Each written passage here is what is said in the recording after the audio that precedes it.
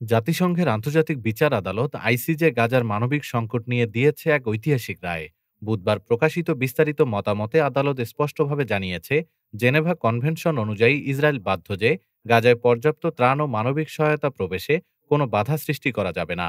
আদালতের ভাষায়, অধিকৃত শক্তি হিসেবে ইসরায়েলের নিঃশর্ত দায়িত্ব স্থানীয় জনগণের মৌলিক চাহিদা পূরণের নিশ্চয়তা দেওয়া। আইসিজে আরও বলেছে, গাজার জনগণকে পর্যাপ্ত সহায়তা না দেওয়া জেনেভা কনভেনশনের ৫৯ নম্বর অনুচ্ছেদ লঙ্ঘন। ফলে ইসরায়েলকে অবিলম্বে মানবিক ও চিকিৎসা সহায়তা কার্যক্রমে অনুমোদন দিতে হবে। আদালত সতর্ক করে দিয়ে বলেছে, কোনো নিরাপত্তা অজুহাতে মানবিক কার্যক্রম স্থগিত করা যাবে না। রায়ে আরও উল্লেখ করা হয়, অধিকৃত ফিলিস্তিনি ভূখণ্ডে এমনকি পূর্ব জেরুজালেমেও ইসরায়েল সার্বভৌমত্ব দাবি করতে পারে না।